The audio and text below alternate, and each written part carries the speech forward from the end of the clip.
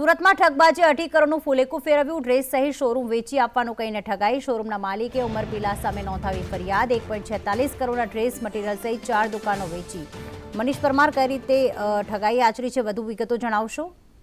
જી બિલકુલ, વાત કરીએ તો સુરતના અઠવા વિસ્તારની આ ઘટના છે, જ્યાં અઠવા પોલીસ સ્ટેશનમાં ફરિયાદ નોંધાવવામાં આવી છે, જ્યાં ગાડી 2.5 કરોડનું ફુલેકું ફેરવવામાં આવ્યું છે. દુકાન છે તે વેચવા કહીને તેની પાર્ટી પાસેથી પેમેન્ટ લઈ લીધા.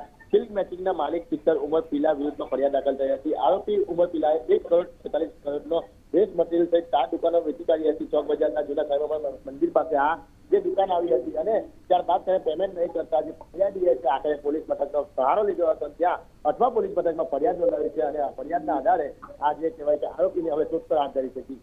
આભાર તમામ વિગતો માટે.